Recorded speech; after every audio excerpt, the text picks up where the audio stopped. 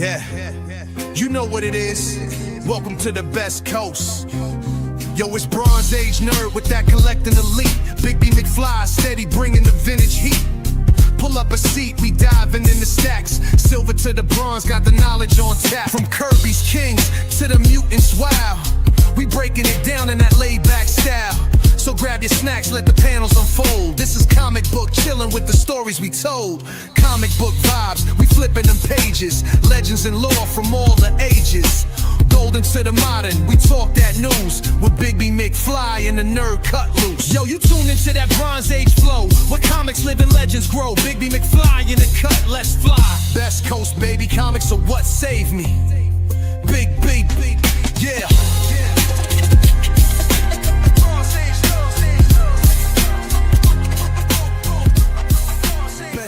Baby, comics are what saved me. Hey, what's up, everybody? Welcome to Best Coast Comics. I'm one of your hosts, Christopher, aka the Bronze Age Nerd, and I'm joined, as always, by my co-host, me, Big B McFly, the comic guy. You're the one I'm looking for. That's right. Hey, we're back. Thanks everybody for joining us after a little bit of a early 2026 hiatus. Welcome to 2026. This is our first show of the year. Some things are going to be slightly different setup wise. Hopefully everything looks and sounds good. Thanks to a very Merry Christmas for me, I got a new desk, so my setup's a little different. Gonna have to tweak things as I go along. It's my first live show since getting that all set up. Yeah, we're back at it. Big B was traveling last week, so thanks everybody for letting us take a little breather. Hopefully your travels went well, sir. Adventurous, but adventurous. Well. Absolutely. Yeah, it's been a crazy week, man. I haven't really talked to Big B off air, so you're going to get a lot of our interactions probably live here. We're like, what? You did what? So I actually messed up my knee pretty bad. Oh no! Somehow. So I've been really like my Christmas tree is still up. I mean, hey, I know a lot of people leave their Christmas tree up for a while, but normally that would be down by now. And I literally just like yesterday was the first day I was able to like walk around and stuff. So 5 more months and you'll just be early. Yeah, exactly. Like you could do that. So yeah, things have been a little slow on everything on the back in front, but I do want to take a couple this opportunity to make a couple announcements. First off, we are streaming on multiple channels. So if you want to watch us on my channel on Bronze Age Nerd, if you want to watch on Big B McFly's channel over there or over on the EXP, we're streaming live on all their YouTube channels as well as on the EXP's Facebook and Twitch and Instagram. All you got to do is follow the links in the description below, and it'll get you to all those channels so you can subscribe and follow along on all those great channels. If you like our content here, you're going to like a lot of their content on the EXP. And if you like a lot of content that we're talking about, you're going to love a lot of stuff on Big B McFly's channel and my own channel, hopefully. Yeah. And then one reason why you're really going to want to make sure you're subscribed and following along for all of us is next week we're going to do something pretty special, and we're going to mention this a couple times tonight, and it's already scheduled. We have a claim sale set up for next Monday, same time slot, streaming to all the same places, although I'm also going to be streaming to my Facebook page, assuming it works, to draw in some more people, hopefully. Cool. But yeah, so we will be doing a claim sale. I know we've got books to clear out that are great books that we're just ready to make some space and hopefully put them in some hands of some people out there. We haven't talked about this, but I know for a fact we're going to do a giveaway for people that make pickups. I'll at least throw in some stuff. Maybe Big B will as well. And sure.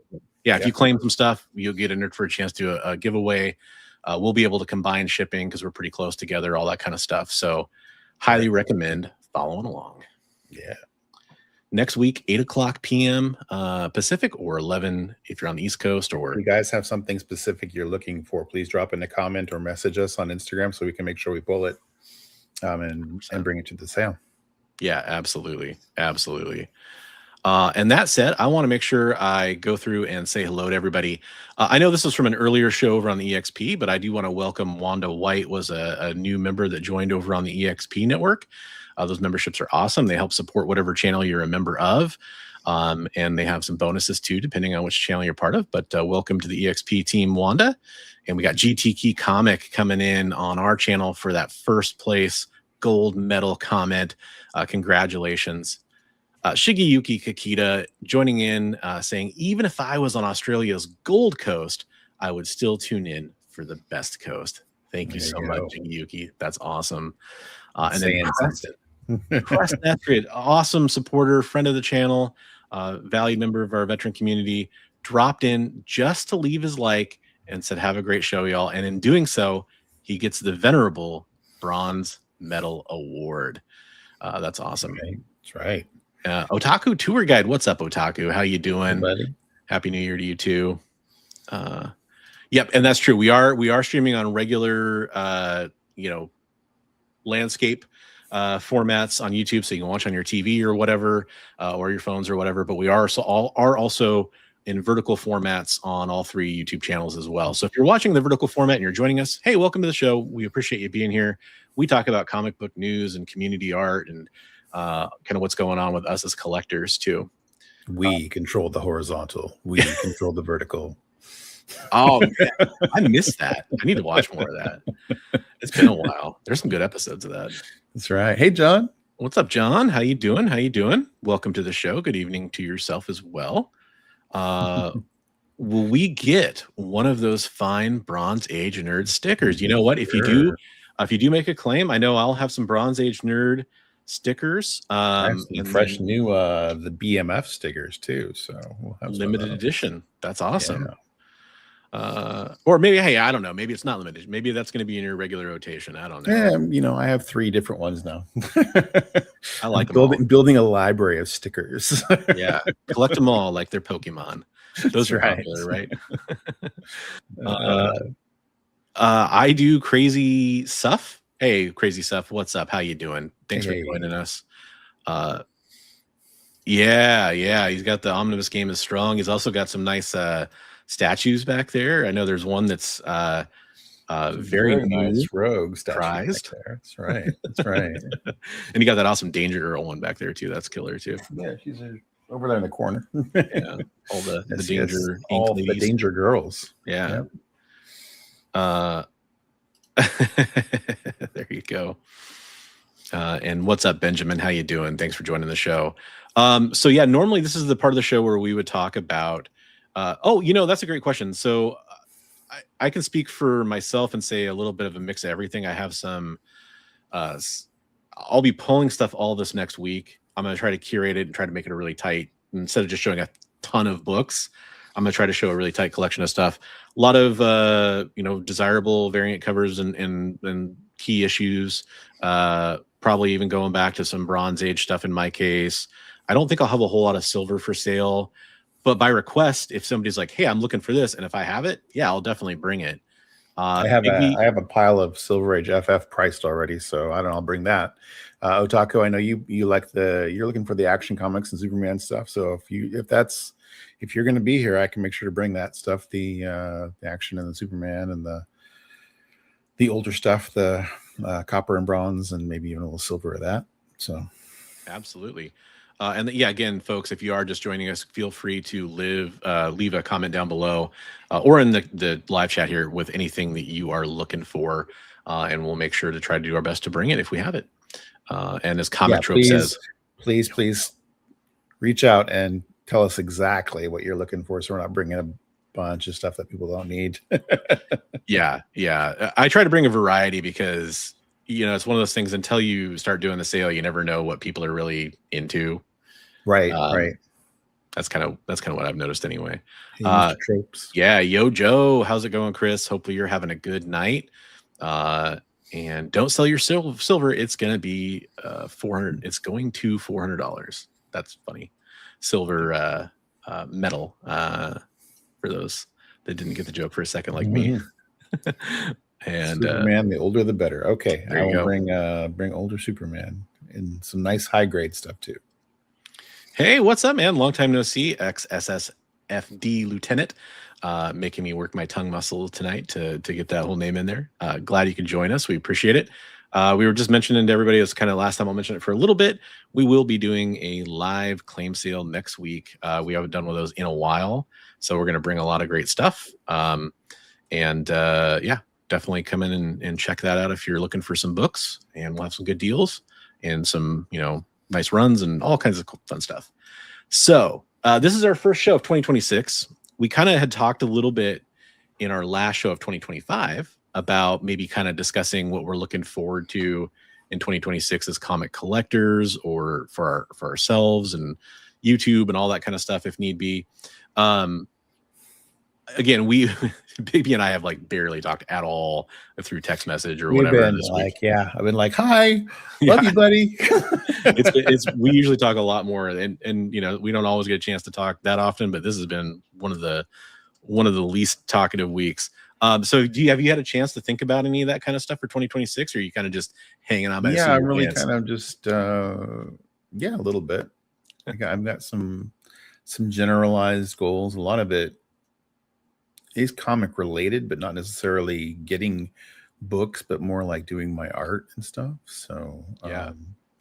Well, you've been going strong on the Sunday art streams, right? Yeah, I've been doing those. Been getting a lot of commission work. So I appreciate everybody who's been reaching out for commissions, and if anybody's interested, hit me up. For sure. And now might be the time to sell your copies of all the extra copies of Action Comics when I have. Yeah. I mean, especially those nice high grade, genuine graded. I've been stockpiling the 9/8. It's about to pay off, brother. Flood that market. Let's drive those prices down, right? Make it affordable for everybody else. Yeah, we will get to the news here in a little bit. That's kind of the big story. Right. Yeah. Do Loot Crate and all the reprints and all the with the Oreo editions. Yeah. They all count 100%. They should go for millions. Sure. Yeah, it's gonna be a strange year. Like I've been really thinking about what 2026 means for me as a collector and as a content creator. And I kind of come on, sometimes I just like speak from the hip. Like I've thought about things ranging from not doing live shows anymore to focus more on uploaded content, to changing the kind of content I make and all that kind of stuff. I've really been kind of wondering what I'm going to do for 2026. There's been a lot of thoughts with that. Like I want to change it up this year after having kind of a very stagnant 2025 as a YouTuber. So I've been thinking about that. I focus on more like interviews and some things like fostering some of the connections I've made and doing more content like that. And going to be reaching out here pretty soon now that I'm healing up from my injury here and kind of taking care of some real life stuff. I'm thinking about reaching out and starting a schedule going for some of those interviews and getting all that set up. I won't name any names until they're officially on the radar, because that's a good way to jinx yourself. But some fun creators that would be great to talk to, I think. We'll make a fine pair walking around the show, limping together. Well, hopefully, both of us will be in better shape, because that's one of my big goals, is getting healthier. I know it was one of your goals. One of my hopes is that by the end of 2026, I am 100% good to go. Yeah. And I definitely support you in that, man. And that's another thing that we'll have to talk about. I mean, if you have some kind of stuff going on where you're going to be recovering from some medical work or whatever, then you might be able to stream. You might not want to stream, and we might need to take a little hiatus or something. And so I know that with some of the meds they put me on, there's times where I probably shouldn't be doing paperwork and stuff at work that I'm doing. Like, what number comes after 5? Oh yeah. I mean, that just sounds like we could have some real fun shows. Yeah, it's going to be interesting. I'm kind of trying to grapple with that and figure out what's best. Like I've always thought this show would do better in an earlier time slot. And I don't know how to make that happen. But it just doesn't work out for us. Like, family wise and work wise and everything else. But we can always hope and dream and try to figure it out. For sure. For sure. And then as a collector, you know, I'm really, it was kind of a theme of last year, and I'm still transitioning over to it, but it's working out pretty well. I think I have a good plan here to not collect as much and just collect fewer, bigger books that I've been looking for a long time. And focus it down, funnel it to a point there. Yeah. I've been trying focus. I've been trying to downsize in any way I could, and I sold my old desk today, so I got rid of that, which is great because there would have been a desk in this space. You would have been like, this guy looks like a hoarder. It's pretty bad in here because I've been. You should have told me it was for sale. You don't think you would have wanted that one? It's a nice desk, but it was small. This is actually kind of a small desk by most people's standards, but it's still at least bigger. Two beards, one book. That might be good. Yeah, so I was just saying, comic trips, I hurt my knee pretty bad, so I've been unable to do things like take down my Christmas tree. No new gifts. There's some old gifts, some 2025 Christmas gifts under there still that still need to get put up. Like my daughter got a sweet mirror. We still need to hang that up in her room. Cool. But yeah, I had this sweet desk that I'm streaming from now was under there. That was cool, and this shirt was under there too. That was a gift from my wife and daughter. That was pretty sweet. That's a really cool shirt. I like. Yeah, it's a pretty cool one. And they got me the retro Star Wars arcade game one too. I think I wore that on the last show of 2025. Yeah. I love the original package art for G.I. Joe. It's so amazing. Man. It's one of those things where nothing compares to it. Like retro and timeless at the same time. Right. Even the new like classified figures, it's actually kind of depressing how they do retro carded figures, and some of the art on that now has gotten terrible. I don't know. There's claims that they might be using AI for some of it. No. The Flint and the rock and roll figures had really bad card art, which is crazy because like on the Marvel Legends side of Hasbro, they have like David Nakayama doing box art. So it's cool. What are you guys doing? Yikes. Yeah. Transformers package art is incredible too. And I mean, some of the original classified G.I. Joe stuff was really cool. Some of it was amazing actually. But it's just gone downhill for whatever reason. Maybe that's a temporary thing. Joe, welcome to the show. Off topic. Can you explain the sweetness of sugar to someone who's never tasted it? That's a very difficult question. I don't know that I could really, without using, the old trope of trying to. I try to go to different. Do you go to different sensations to explain tastes? Mm-hmm. Like rainbow or. It's weird. I would say there's a really cool scene in one of the Dark Tower novels, the Stephen King novels, where the gunslinger character ends up coming into our world and ends up drinking he's from like an old West world where like everything is all like, it's basically a cross between medieval stuff and gunslinger Wild West stuff.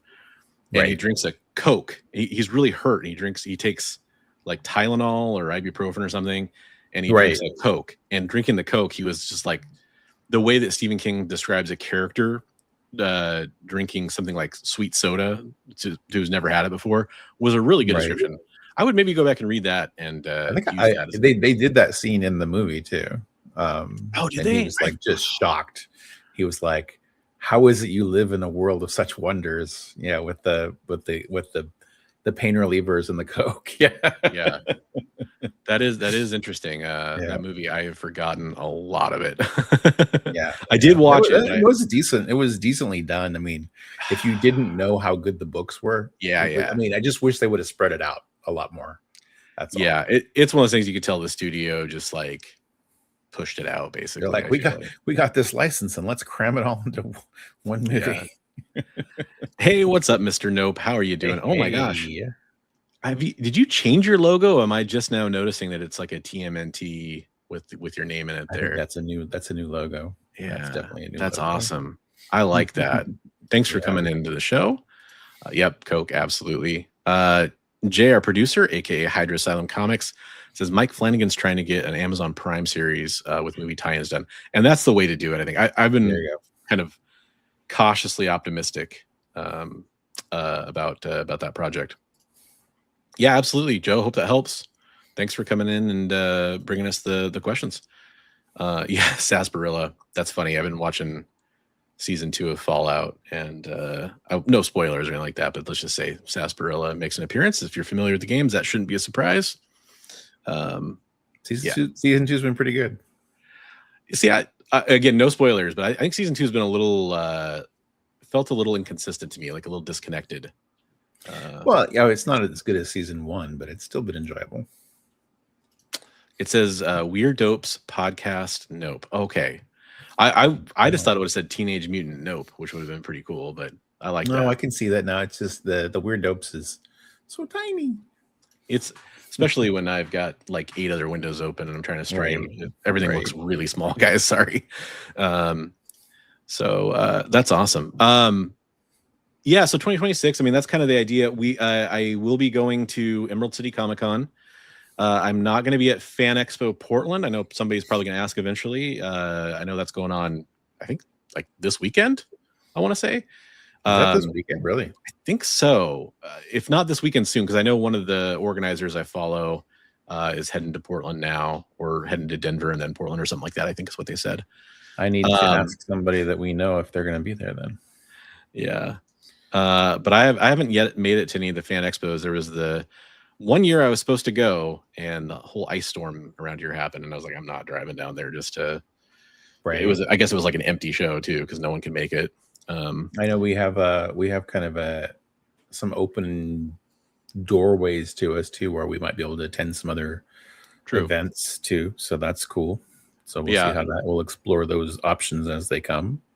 I'll definitely be there Saturday for Emerald City. I don't know if I'll be there all weekend, but I'll definitely be there Saturday.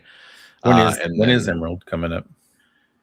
Oh, that's a great question. It's March. I gotta look it up now. March 5th through 8th. And you're going to be up there hosting some panel-y thing, right? Yeah, I'll be part of a panel. I cannot reveal details that I don't have yet about who all is going to be on the panel, but I know some of the potential guests, and some of them are definitely people I think people will want to go see and what they have to say. And I don't know, maybe I'm on that list too. We'll see. Just start naming off deceased people. Leonard Nimoy is going to be there. It's crazy. William Shakespeare is going to be there.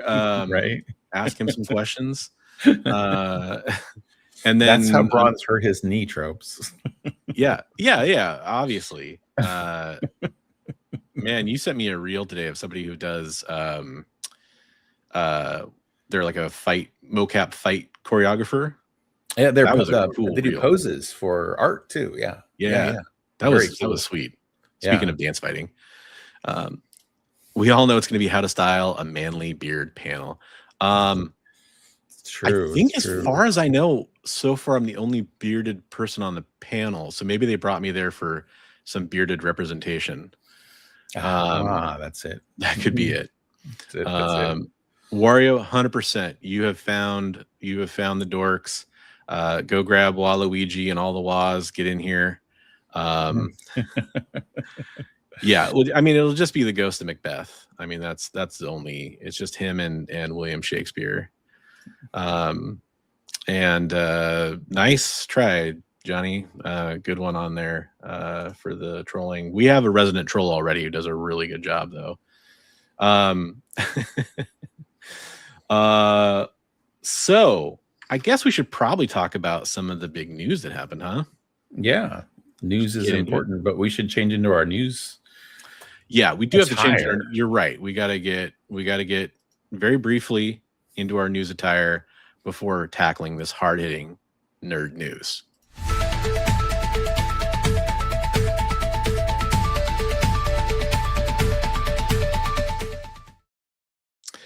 Oh man, that tie was just, it was way too tight. I had to get out of it. It looked good though. It looked really good. Yeah.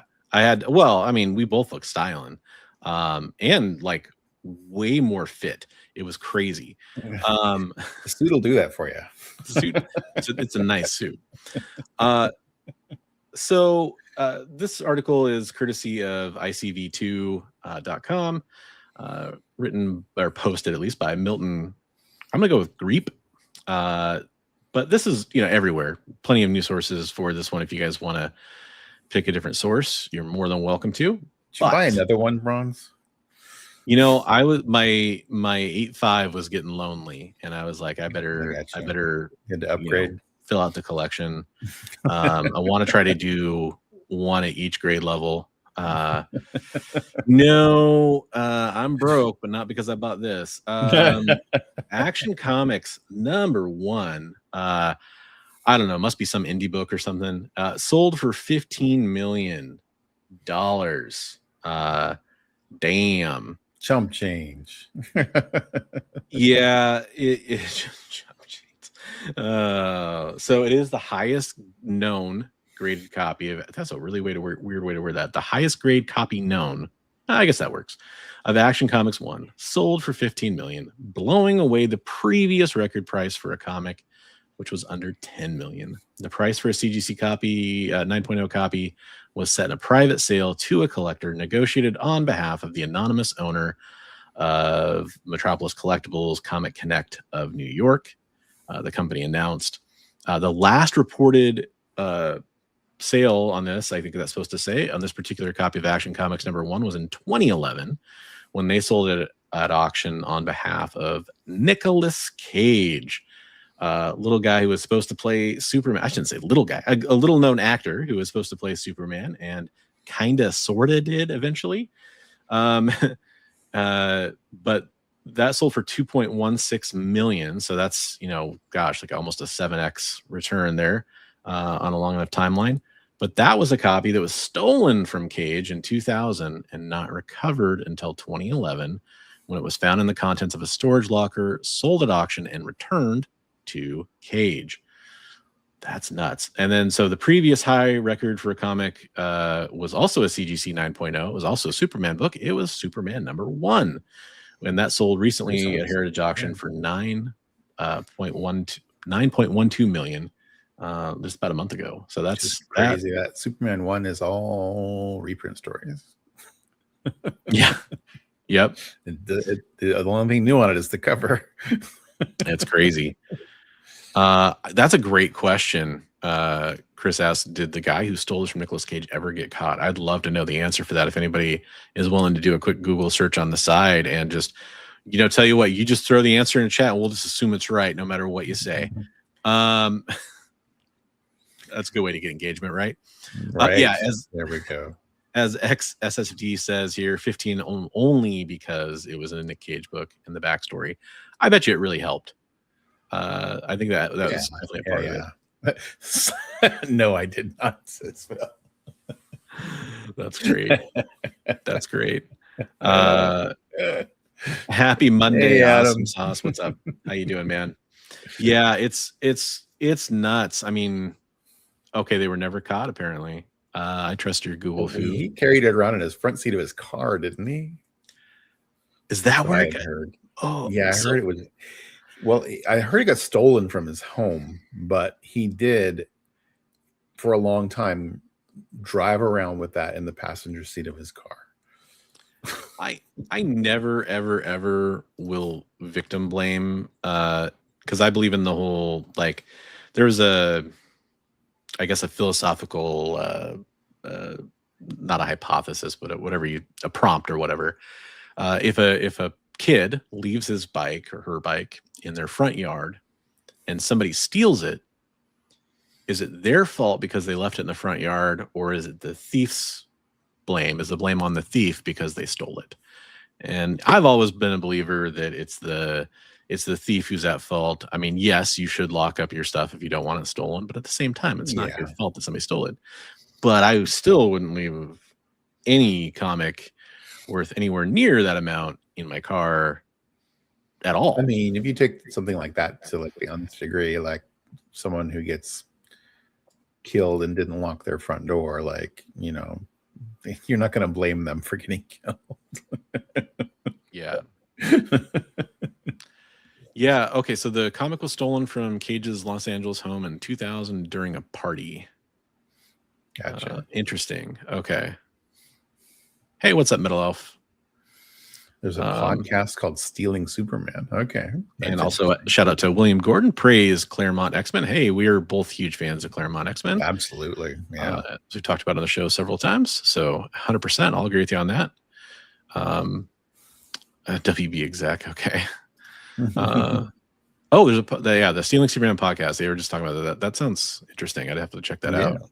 Might have to chill. Is that your podcast, Psycho Phil? Since you never got caught? That's right. That's right. Hey, Metal Elf. Yeah, found in a storage locker, but the thief was never caught. Yeah, it's interesting stuff. I mean, there was a big legal battle after it got found and auctioned off, right? Nicolas Cage was able to show identifying marks and say, "That's my book." And so then there was the whole, he had such a the story of Nicolas Cage, whenever it's ready to be told, is going to be a very interesting one. Like, he's had like crazy, him and Wesley Snipes are two actors that had like crazy legal / tax problems. And, I mean, Wesley Snipes went to jail for it, right? I just watched, what was it? I just watched, it was a Charlie Sheen thing, but they had a whole lot of Nicolas Cage in there. So when he was a lot younger, he and Charlie were buddies. So yeah, there's going to be some interesting stories for sure. Yeah, it's he's had a very strange, a lot of people talk about the string of Nicolas Cage movies that were just, I mean, frankly, they just weren't that good for a long time. And then suddenly he just kind of backed into this weird career where he was making like cult classic, I know Pig is one that gets, and then there's another, starts with a M or whatever, the girl's name. Oh boy. I want to say Martha because of the joke. Mandy, thank you very much, Hydrosan. Appreciate it, Mandy. But he's kind of had this weird career for sure. Yeah, Johnny Depp had money issues too. That's true. Well, Nicolas Cage he pretty much had to take any role he could to stay ahead of his debts. So yeah, he was saying yes to everything. Yeah, Mandy's good. I haven't seen Pig. I wonder if that's supposed to be pretty good too. But Mandy is a trip. It's a weird movie. If you're going into it without any kind of heads up, you're definitely going to enjoy it, I think. There's a really funny like parody thing where it was on YouTube about his agent, and it's like, I think the title of it is like Nicolas Cage, a tasteless a-hole or something like that. But it's like at one point the agent's just running these terrible ideas to him, and he's like, "I'll do it." And he's just like, he's just like making up the worst things he can. He's like, "It's not a real movie. It's not a real movie, Nick." What? And there. Hey, what's up, Joel? How you doing, brother? Thanks for coming into the show. We appreciate you being here. Always a pleasure to see you. The one that I thought was crazy. So he did the live action Sorcerer's Apprentice movie, right? Yeah. And that was kind of in that run. It was probably one of the bigger budget ones. But what's weird about that to me is, if you watch that movie, I've said this before on the show, I don't know how many people know the novels or whatever, or there was comic books too that were really pretty good, by Jim Butcher, called the Dresden Files. Mm-hmm. And that character, he's like an urban fantasy wizard. And if you watch Sorcerer's Apprentice, thinking about the character of Harry Dresden, Sorcerer's Apprentice takes on a weird turn. It takes on an even weirder turn when you learn that Nicolas Cage is a fan of the Dresden Files, and I think even owns or partially co-owns some of the filming rights to it. Oh, it's a very strange thing. But if you happen to, if those Venn diagrams all line up for you and you happen to be familiar with those things, I would watch that movie again with looking through that lens. It's pretty crazy. Yeah, Paul Blackthorne played him on it lasted for one season. I think it was on Sci-Fi or USA or one of those cable networks. But it's a really interesting portrayal from that perspective, because I feel like he's channeling that character pretty completely. Great series of books. The new one's coming out later on this winter too, so definitely check it out. Yeah, it's actually one of the better ones he made during that period of time too.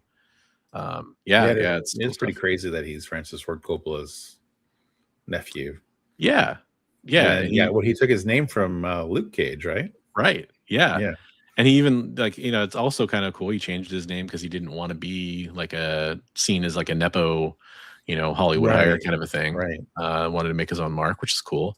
The guy from Arrow played Harry Dresden. It's a very fun show, but it needed more time to kind of, like a lot of shows that get canceled after one season, it needed more time to kind of get its footing. Yeah, that's true. Sophia, and there's tons of them. I only really have one other news story here. Let me pull my tab up here, and it's not I'll be honest, it's not really a big one, but it seemed kind of interesting. So with all the Diamond shakeup and previews catalog going away, this is also from ICV2, by the way. Dark Horse is going to launch a monthly print catalog as it enters its 40th year since its founding in 1986, which is honestly, that's the part that I just kind of read and I was like, oh yeah, it is 40 years. Yeah, I was a kid. Crazy. I was a kid when it came in. Boris and Black Cross and all that stuff came out. Yeah. So it's going to list its own print catalog as it continues the transition from the monthly Diamond comic distributor's previous catalog, which at one point listed almost every product, to the post-Diamond era in which comic publishers are split between multiple distributors. The final issue of Diamond Previews was October 25, with listings for last month. It is kind of a strange thing. I was thinking about this, like there's no more print catalog, or at least there wasn't until this was announced. I mean, that's pretty crazy. That's crazy. So yeah, there's no print catalog for retailers to order from every month. Huh? Yeah. Now it sounds like there will be at least this one, but and that's kind of, I would also say kind of kudos to Dark Horse because they've gone through some ownership stuff, to put it lightly.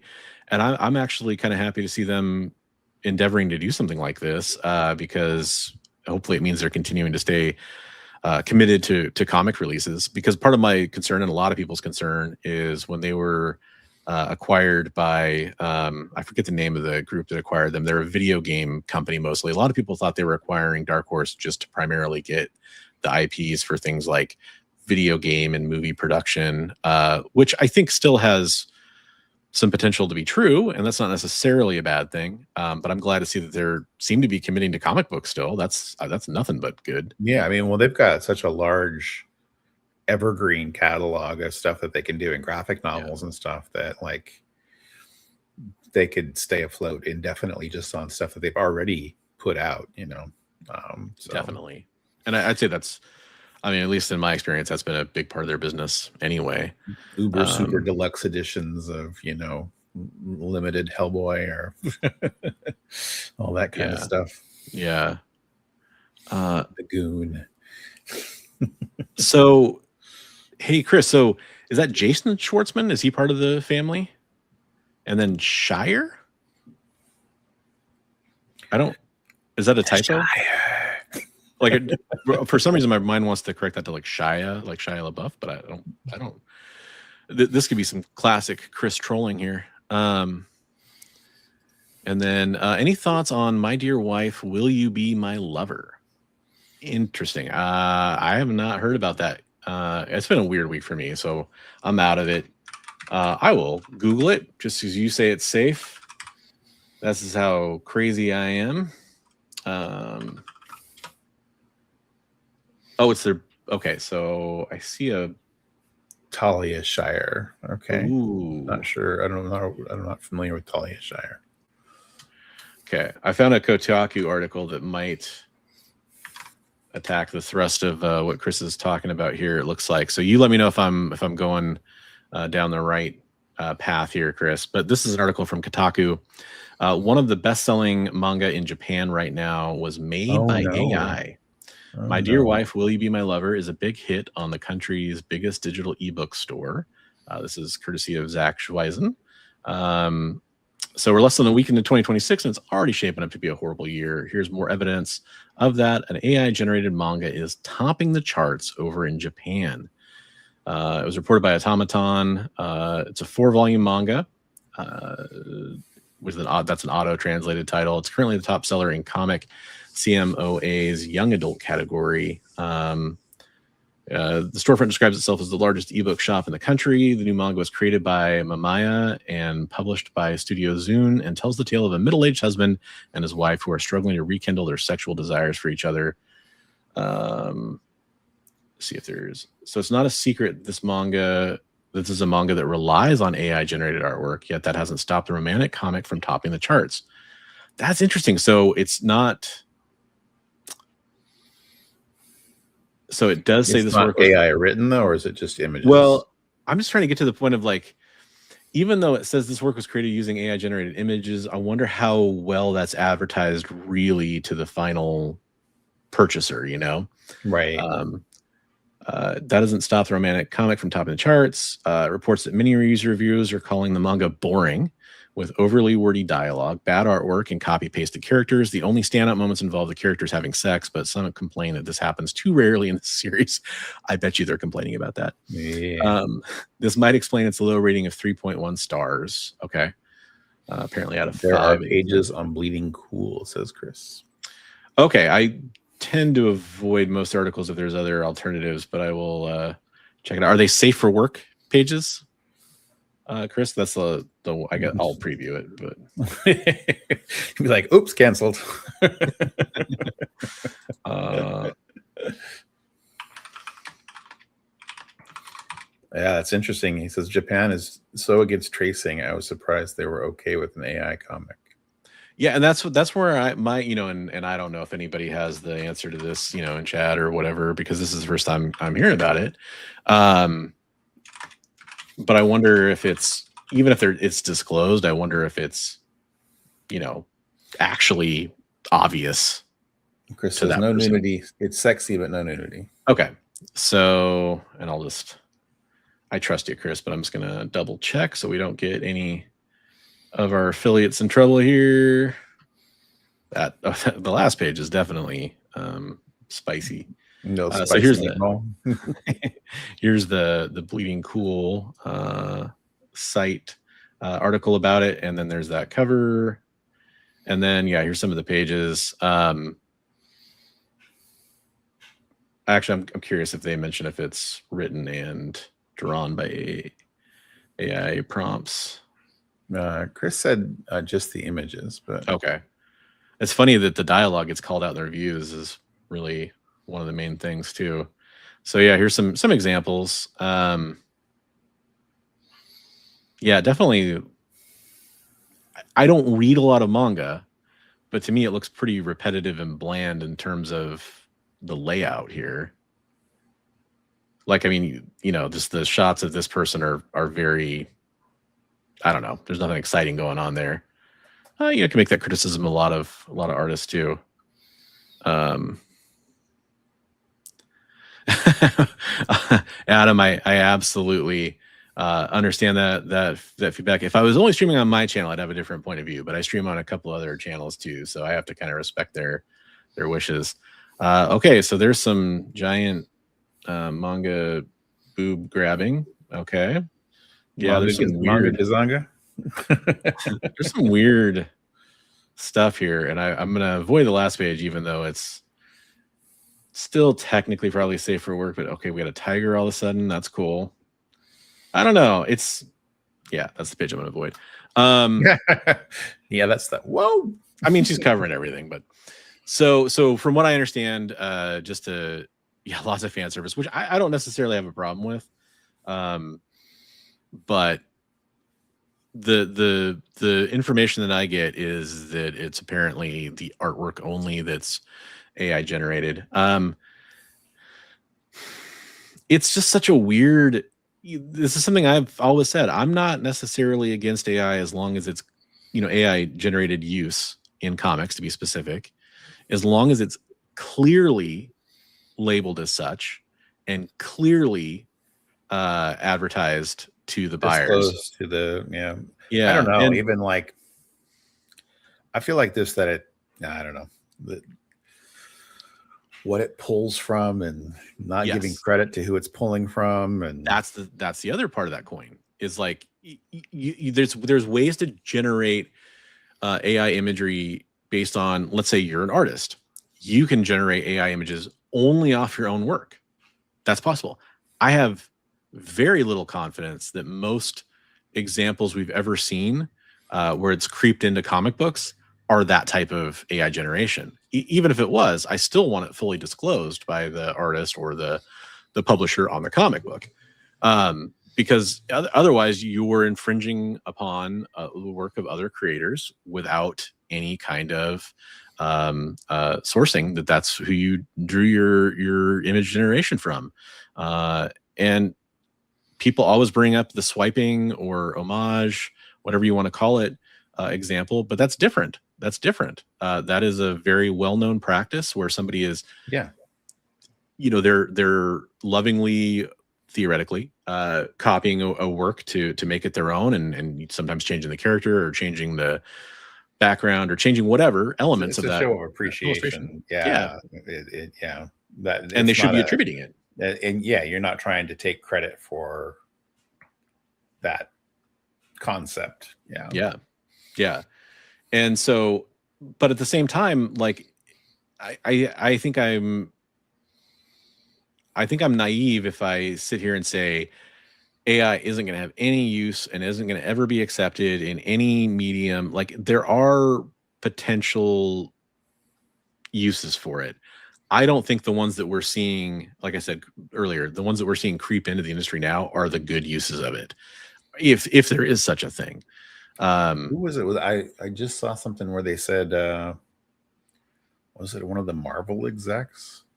Somebody was saying that AI is going to become part of film because it's getting so expensive to do all of the special effects and everything, I think that I've talked about this before. It's AI use in film and video games has been, and even generative AI has been around for a long time, a lot longer than people think, in different ways. But it's again, a lot of it was done in closed systems where you're taking, like, the famous example is Lord of the Rings: Two Towers, where they had an army that was AI generated with characters doing different things, and a lot of it was very primitive generative AI. Right. You could argue, hey, did they take the work out of CGI artists, or did they take the work out of extras? And yeah, those are fair arguments, right? But it's a hot button issue that I think it's good to have discussions about, and we've talked about it a lot of times on here. But it is one of those things that I think that if we let publishers and studios and creatives know our thoughts on it strongly enough, hopefully it will somewhat police itself to the point where they'll go, we don't want to be the ones that got caught using AI and we weren't disclosing it properly and we were using it improperly, because we've seen the backlash that happens from that the few times that it's been prominently caught. It is one of those things. I like the Deadpool symbiote war where he's wearing them like Voltron. That sounds kind of cool. Deadpool suits like Voltron. That'd be pretty awesome. That's interesting. That's interesting. Ecto says AI is unavoidable. It's uncontrollable, lumbering, all-consuming, chaotic mass. Yeah. I also could see. I could see a world where AI is kind of a flash in the pan, in some ways, as it evolves into maybe other uses or other programs that we use in different ways. I mean, it's firmly entrenched in things we use every day that we don't realize. So. It's just I don't like seeing it, like Chris is saying, I don't like seeing it taking over. I don't want to see it become like a practice for comics being done that way. I will tell you all day long, just to make sure, I'm open to things is all I'm saying. But all day long, if I have my choice between you know, if that book was sitting on the shelf and there was a one next to it that I knew was created by humans, I would pick the one created by humans. I will say, like, a lot of like people who do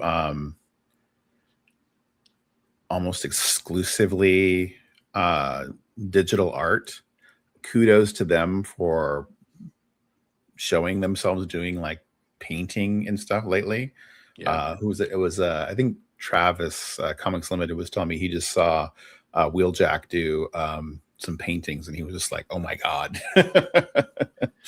He was like, it's just amazing. Well, and not only that, but then the ones that are taking the time to show their process and show their work. It's one of those things where on one hand it's really cool, on another hand it's really sad that, like, the thing that happens that really bothers me is an artist who did create their work by their own imagination, their own talent, will get accused, and then they have to go and back it up and say, no, this is really my work, and show it. And in a way, it's great that they're able to do that. But I know that it's got to be frustrating for those artists too to definitely deal with that on a regular basis. There's a couple people on Instagram. Who's the guy that does those Baroness covers that we really like? Is it Cedric Poulat? Yeah. I loved his little thing on Instagram where he's like, listen here. Yeah, he's one of the ones I was thinking of when I said that. And I mean, it was pretty funny. Maybe it's a minor thing in the grand scheme of things, but there is something I've talked about before. It's just kind of like an AI witch hunt out there. And it is a razor's edge because it's going to get harder to detect, of course, as AI improves. But also, I think people should be a little, like, every time they see a digital piece of art now, they assume, oh, it's AI. Well, it's not always true. In fact, I'd say a lot of the time it's not true. Especially if it's, if it's somebody that you see a large body of work stretching over a large amount of time. Probably assume it's probably not AI. But I think, we've both helped each other. I'll just to say this, we've both found out, hey, here's that thing that you shared or sent. Hey, well, guess what? That's AI. There's been some stuff where I'm like, oh, I didn't realize that was AI. And it's unfortunate, that can happen. And I don't want to see it, generally speaking. For sure. For that kind of stuff. Like, I do think it's a little different when you're talking about your own private stuff or your own passion project, to a certain degree, when you're not charging money for it, you're not publishing it, and you're not, I think that's a little, like, there's artists out there that will take their action figures or they'll take their drawings or whatever, and then they'll clearly use some AI on it to make like a little motion image or something like it. Do I have, is that a thing that I should have a problem with? I don't know. It's kind of cool when because I know it makes it stand out on people's like Instagram feeds or on Twitter or whatever. And maybe it helps their art kind of shine through other than just showing their art. I don't know. And there's some well-known artists that do that. So I've seen some cool little animations done with people's art. And like, there's one artist, I think I said, like, that was cool. How'd you do that? And he was like really snarky. I was like, okay. I was honestly asking, like, how did you do that? That was cool. It's a strange world, and I appreciate everybody's perspectives on it. I know some people have really strong opinions on it, and I hope I never come across like I'm not respecting that, because I do. I actually usually side more with the people that have strong opinions against it, but I also am open to it. Like, after hearing, like, I've heard people, some names I can't disclose, but I've heard people like Jim Starlin talk about it, and hearing him talk about it was like, gosh, here's a guy that nobody can deny is an amazing artist, and he's talking about ways he's saying, like, get with the times, right? Like, it's either evolve or die, right? With a lot of things. He's like, so learn to use the tool and enhance your work, but don't let that tool do your work. But he had very defined lines about it. Very, very, very specific. And like literally like background Starscape kind of stuff. And I think he was mostly talking about experimenting with it just because he thought it was interesting. Like, let's see what this thing can do. So. And I the one name I really can't disclose, there is a well-known artist I'm aware of who does the whole thing where they have done sample stuff of their work with a closed system, only learning from their work. And I know that'd be really interesting. I wonder how does one go about setting up a closed system that only learns from your work? It's all offline on a private database kind of a thing. And it is interesting. That's pretty cool. I mean, it'd be interesting to see, like, stuff done in your own style, Yeah. Yeah. But I mean, that's the interesting, theoretical kind of part of it. Trust me, most of you, I hear you. I'm there with you. Yeah. That's a good point. That's the thing. That's true. Yeah, that's a good point, Middle Elf. They usually augment or can assist, I mean, gosh, I remember 10 years ago, and it still happens today, the backlash against digital art, period, was rampant. Adam, I think that, like, if you were upfront about it, maybe, and you're talking like this is what I'm going to try and do, but we're talking about, like, people hiding it and passing it off as their own work. Yeah, and again, Adam, that gets to the point where I'm kind of talking about, like, the passion project thing and everything, if it's like a personal passion project. But if it's like, I think the argument, and I always agree with this, is if you're going to get to that point where you're thinking about, like, oh, maybe I can make this like an ash can or a Kickstarter or something like that, then finding and hiring, like, a real artist to do the work would probably be in the best interest. Depending on, like, really good, like, rough draft layouts and stuff, maybe, to give people an idea of what you want it to look like, but then have somebody actually draw it for you. Yep. And 100%. Right. Yeah, that's what bothers me, is that like, Jim Lee or Neil Adams or Barry Windsor Smith or John Byrne or whoever, it's all just mishmashed into there, and you're like, wow, that looks cool, and you're like, but did any of those guys get credit for that? And I'm sure, like, the manga AI, like, there's a ton of famous manga artists in there that are all mishmashed into that, Yeah. So, and hide or something. So I kind of mentioned it earlier. Here's the, at least for me, this is the last thing I'll really talk. I don't want to beat a dead horse on this too much. But talking about the homage cover and how it's different. So to me, here's how it's different. Let's say you have Todd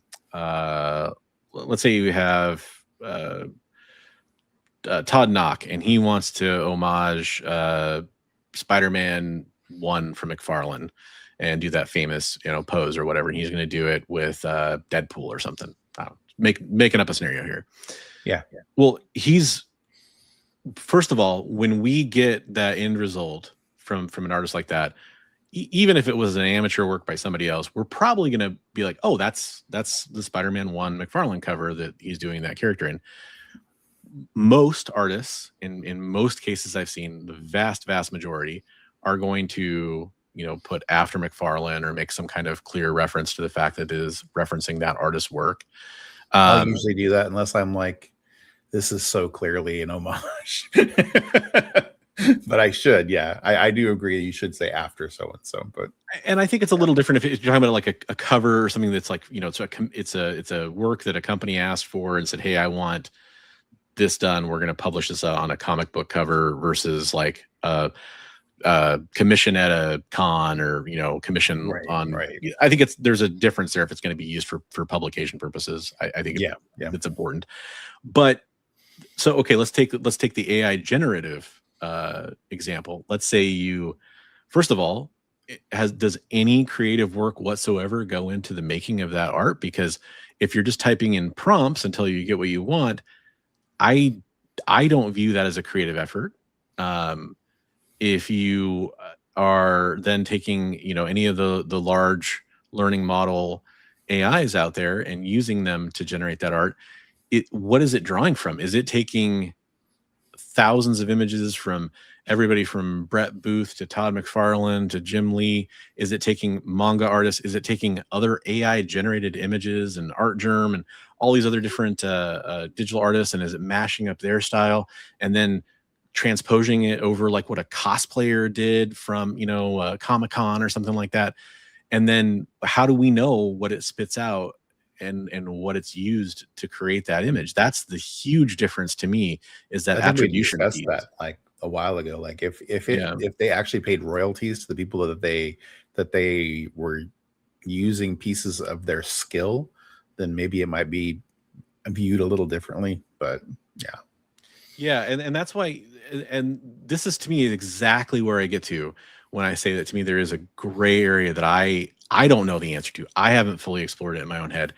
If you then are an artist and you draw or make your own work and then you tweak it with AI, that's where you get to kind of a gray area, because you did put creative effort in it. You didn't just type in some words to an AI without any work from yourself. So again, I'm not going out there trying to defend the use of it, especially in comics, where I'm very against it. But to me, it is interesting, and there are, I guess, gray areas that we haven't fully thought out.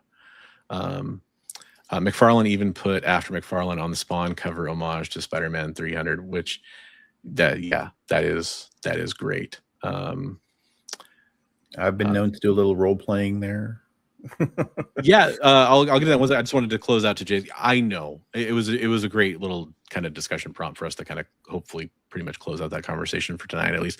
Folks, we are always willing to discuss this stuff if you are curious about topics like this. Yeah, that one's comment down below. Yeah, I mean, and we've talked about it before, but I mean, I'm sure we will talk about it again. That's how prevalent it is. Yeah. But yeah, to by the way, Jair Hold the Thor. I am probably butchering your name. I'm so sorry. Oh no, we're happy to have you here.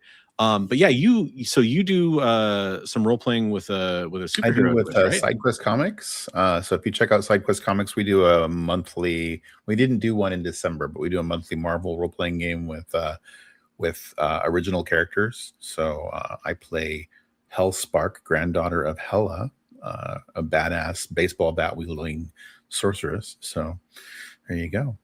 Nice. And I have no experience with D&D. I've always thought it looks really interesting. Well, I have one partial experience. I did like a couple nights with a group when I was in my early 20s, but they all kind of broke up, and I didn't know enough people that played to really ever play again. I'd be interested in doing it. Somebody the other day, and they were like saying that they always wanted to, but they were worried they would get into the wrong. They didn't want the numbers and the hack and slash where it's all just like all about them. They wanted the creative role playing where the roles were just the rolling, the dice was just done every once in a while. Yeah. The Marvel game is the newest iteration of the Marvel Universe role playing game. So nice. I think we're at the point of the show where we should talk about some community art. How do you feel about that? I think there's some community art out there to be shown. All right, we should have said that at the beginning of the show. If you do have any art, feel free to throw it in right now. Yeah. If you will be scrolling down to the bottom. So 100%. In fact, before we check out all of this week's community art, let's check out some of the best from the past and get that earworm stuck in Jay's head, and some others probably. Sent from you to us, it's art for all.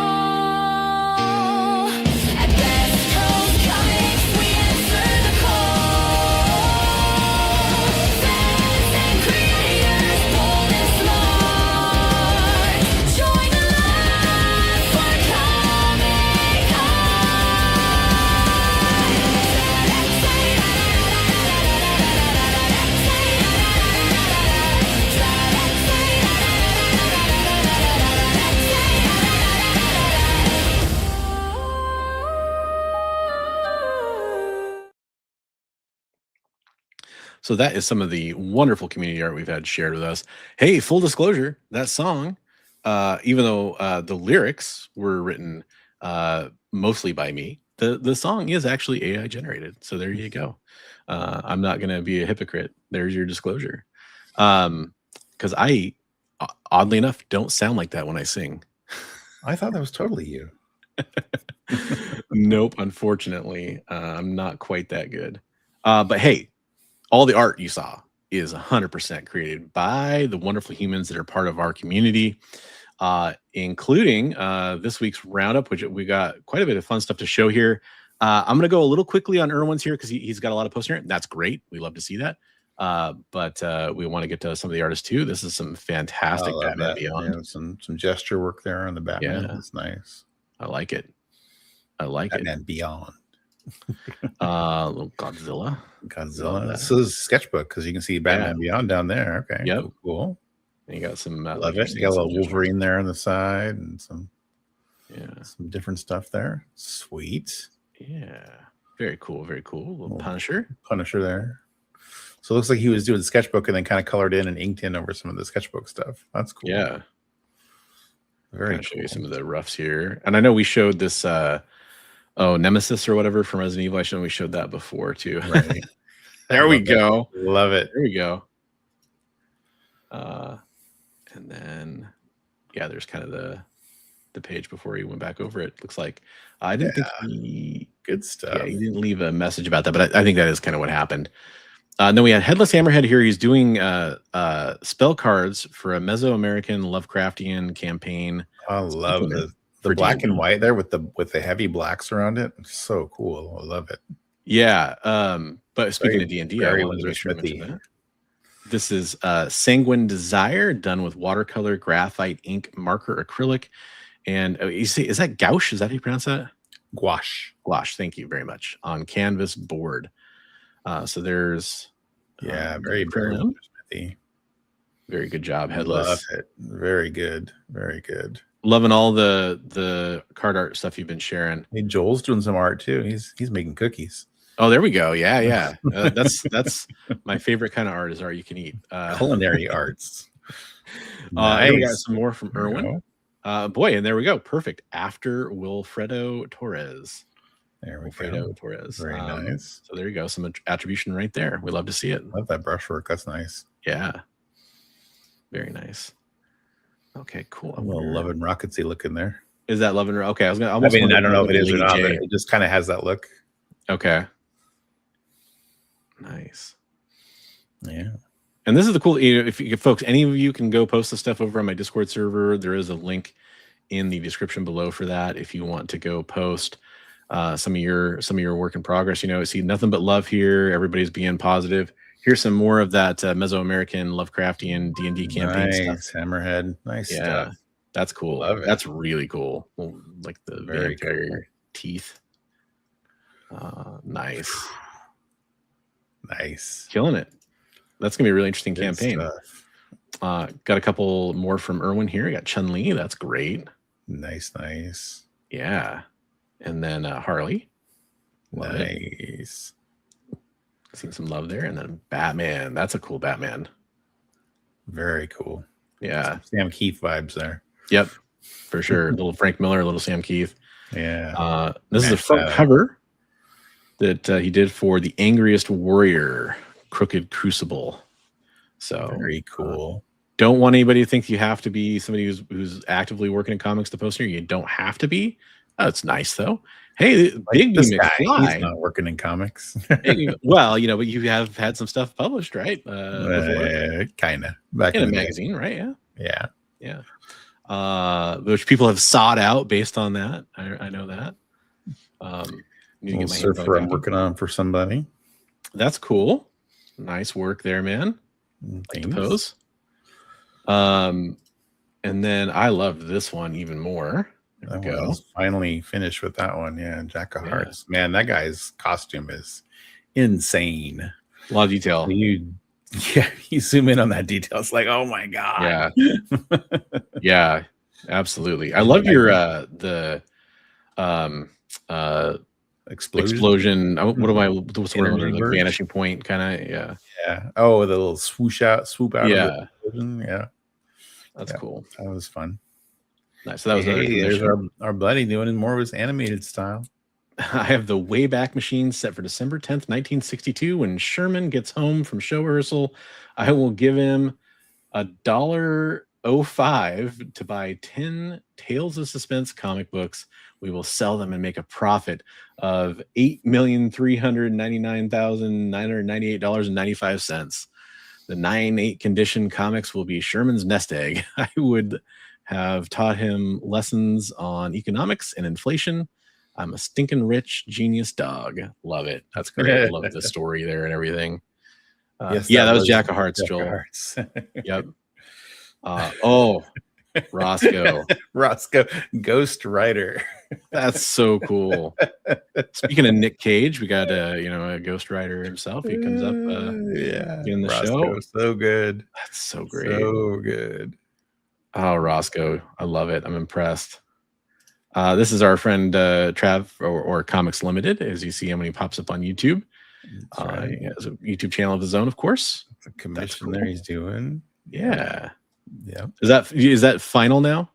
I think that's pretty much finished. Yep. Okay. Nice. That's a good job on that. Yeah.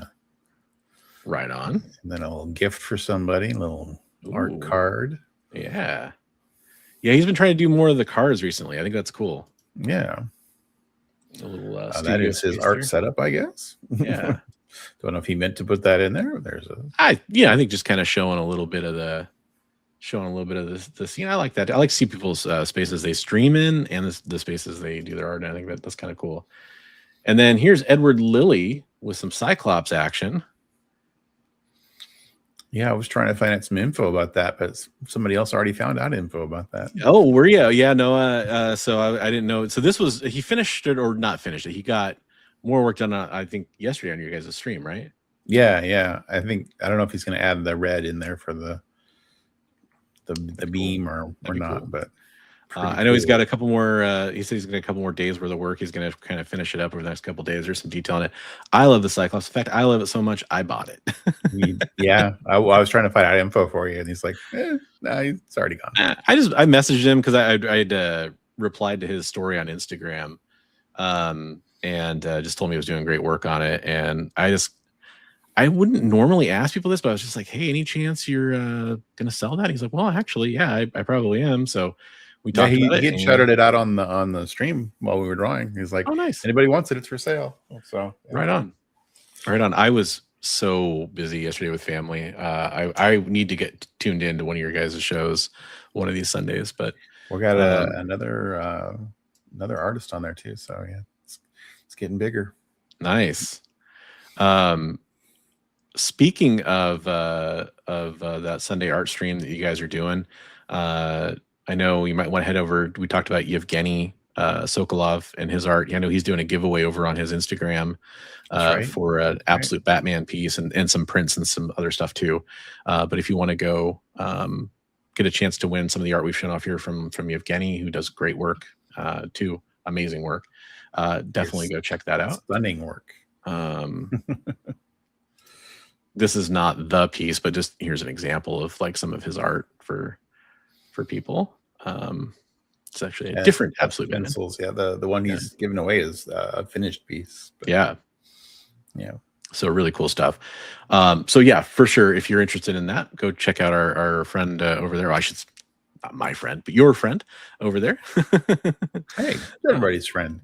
I try. Again, he's a pretty awesome guy. He gets some compliments on the beard, buddy. Hey, what's up? The name changes. How's it going? Hola.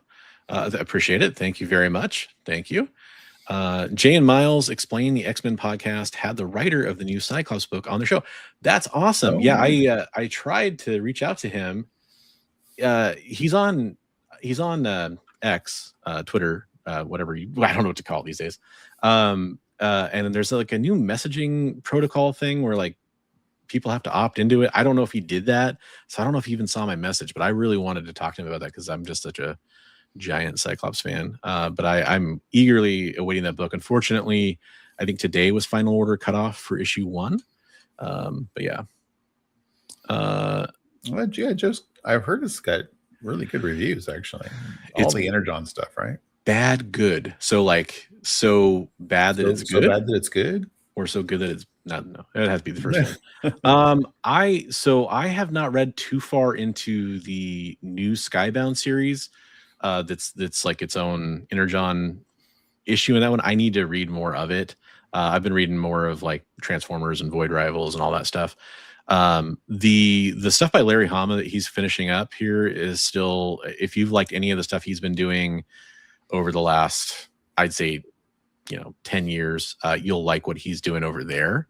Yeah, I have heard mixed reviews on the new GI Joe series. Some people saying that it kind of lacks some of the, I guess, some of the magic that previous series have had. But I know as they continue to world build over there, it's probably going to get more interconnected. I know the stuff from GI Joe that's crossed over to like the Transformers and Void Rival stuff has been really cool. So I think that it's worth checking out all of that. And plus, there's going to be a new cartoon coming and everything. So I think it's just kind of setting the groundwork for a cartoon that was going to have more of a blood and guts, right? Yeah. So. Absolutely. Hey, Awesome Sauce. Absolutely. We hope we could put a smile on people's faces, even if they're laughing at our silliness or all the right. geeky stuff we do. But for sure, hope you have a wonderful week as well. Thanks for coming in. Yeah, no, I think you're very much in the majority there. I'm sorry, by the way. Welcome in. Thanks for popping in. Yeah, you're talking to a couple diehard GI Joe fans as well. I will say there's a few good moments in those live action movies. That's about it. Enjoyed a lot of the Snake Eyes movie. Actually, thought it was pretty entertaining. But I watched an interesting review about that, and it was talking about the timing of when it came out and everything too. And yeah, I will say that was a great Storm Shadow movie. Yeah. I don't know if I could call it a great Snake Eyes movie, but and I mean that's not necessarily a bad thing, but I didn't really enjoy that much. I liked the I don't know why I like the rope climbing fight in was it Retribution? Yeah, that was pretty cool.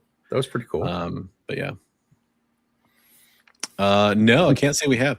We've actually never kissed anywhere outside of OnlyFans. So if you want to see that, that's where you got to go to get that one. Farpoint Station. Beards only. But I mean, it's there. Yeah, exactly. Pretty funny. Big Trek fan, huh? All right, there you go. An Ashikage tattoo. That's cool. There you go. Nice. Mad respect. I had an old boss that had that tattoo. I always thought it was really cool too. Just only, we called it only beards, it's just kind of but yeah, it's one of those things I hope we get like a good, I mean, there was rumors there was going to be a Lady J Amazon series at one point. I mean, that's probably gone now. I remember those rumors. I could see something like that being kind of fun, like a kind of an espionage or modern thriller kind of series like that. I could see that being fun. I think that might be the way to introduce people to some of the characters over rather than doing like a large GI Joe movie. Maybe, but yeah, I agree. Yeah, it's like GI Joe has so many aspects of like science fiction as well as military to it at different points. It's like, so getting the right mix in there without seeming goofy. Yeah. I mean, there's so many things that shouldn't work that do that. I think it's possible to make a really good GI Joe movie. Oh yeah, for sure. But I just think that the way that studios tend to make movies these days, I think it has less chance of success than it did, say, 20 years ago, even though the technology is easier to do the movie now. Studios play it safe. And I think that I think you just need to do a hardcore GI Joe adaptation and say, screw trying to catch everybody up to it and just let the content speak for itself. And people would dig it. I buy that. But they would instead have to like introduce everybody, and there'd have to be a backstory, and it'd have to be, just made for like the lowest common denominator to be the safest box office hit possible. And in doing that, I think it would probably be a flop, unfortunately. Right. It's too bad I guess we're not going to see the continuation of that Transformers into GI Joe, but I don't know that we won't ever. Because I think there's a possibility that could still work, but I don't know. I also kind of, as much as I had liked the movie, was that Rise of the Beast? I actually kind of enjoyed that movie because it didn't feel like it had to be part of all the other Bayverse stuff. Yeah. I do feel like that got kind of shoehorned in at the end. But it was exciting. Like, I mean, it did what it was trying to do. We love the old G.I. Joe comics. Oh yeah, I've got they're really hard to see, but I've got Compendium 1 and Compendium 2 right up there for up there. Yep. Yeah. And I've got a big part of the run. Is Lady J a new bad bug vehicle? I like that. That's all I can think of now is doing a the Lady J action figure, but putting J's face on it. That'd be good. I like that. I like the idea of that for sure. But yeah, no, we're oh no. Yeah, it's awesome, man, for sure. It's Origin of Snake Eyes is what brought me into comics. Yeah. It's very I wouldn't be collecting comics if it wasn't for G.I. Joe, Real American Hero, by Larry Hama and all those wonderful folks today, because I would have just bounced out after reading, like, Sad Sack and Beetle Bailey and Archie, and probably wouldn't have stuck with it. But that was my gateway into like reading monthly comics, and then that was my eventual gateway into X-Men and all the other stuff. So yeah, it was G.I. Joe, then X-Men 175, then like as a back issue that somebody gave me, and then 193 was my first X-Men issue. Yeah. Old enough to 43. know better. Yeah, there you go. I'm 43 as well. I am 54. Yeah, exactly. Name changes. So that has been most of our show for this week. Before I kick it over to Big B to see if he has anything he wants to talk about coming up this week, I will say that both of us will be back next week, same time, 8 p.m. Pacific. That's 11 Eastern, and we're going to be doing a claim sale. We're going to be bringing some heat and some requests. If you guys have any requests, leave it in the live chat, or if you're watching on the rewind, leave it in the comments down below, because we would love to offer up stuff that you guys are interested in. That'll be a special show. If it goes well, we'll do it more often. If there's anything you want, there's a chance that, especially like a Silver Age series or whatever, let us know. Hit us up. We'll bring what we can. Yeah, 100%. Do some digging, see what we can find. If you're looking for artists, or if you're looking for, whatever. Variant covers, artists, like what we see at the show, like a lot of people were specifically into like Peach Momoko and J. Scott Campbell. Yeah. Who else am I thinking of? Will Jack. Got that specific artist. So yeah, feel free to hit us up, or if there's a specific variant cover or something you're looking for, let us know. Are you asking if we saw the aircraft carrier in person? I've seen it a few times at different places. There's a toy store in Vegas, or at least there was when I was a kid, on the Strip, that had a ton of G.I. Joe stuff set up, including the full aircraft carrier with all the accessories. That was really cool. We went to Frankenstein Comic Swap, which is a biannual comic swap in Portland, Oregon, at the Lloyd Center Mall. And they do a show every October around Halloween, and they do a show every March around St. Patrick's Day.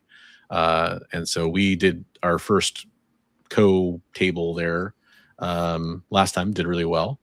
We're going to be set up for the next one, right? Yeah, we're going to be doing the next one here. Not too far out, actually. Oh no, I blew up most of my vehicles. Like, some people did stuff like that. But hey, you know what? It might suck now or whatever, but like, hey, you had fun when you had fun when you did it. Yeah.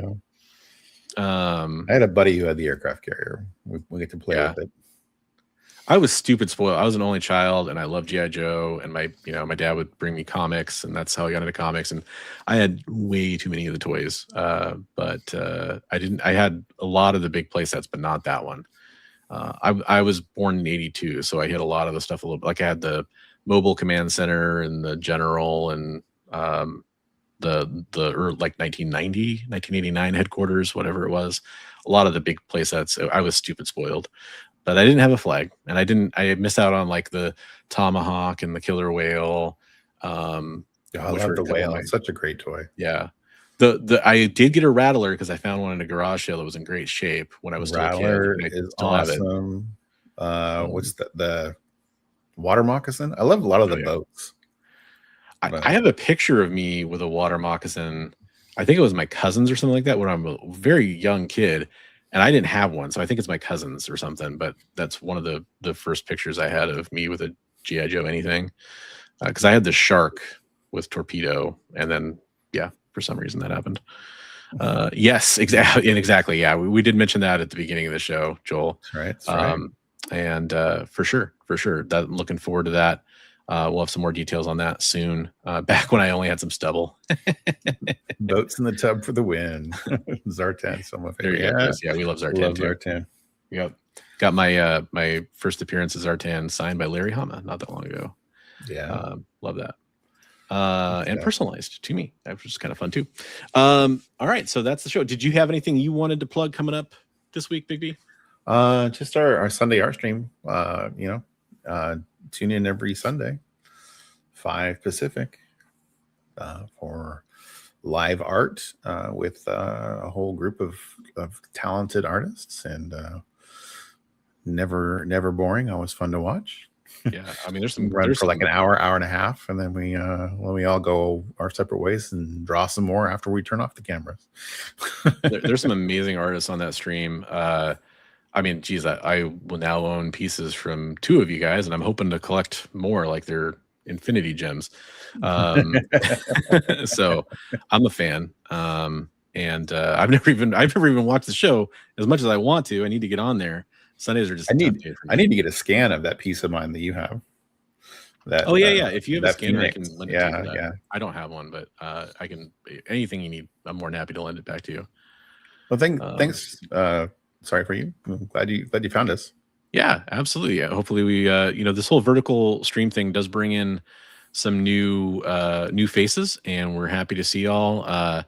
If you're interested in what we're doing here, I did mention at the beginning of the show, we are streaming on a few different channels. You might be watching on, I'm Bronze Age Nerd. I have a YouTube channel. Also have Big B McFly over there. He's got a YouTube channel.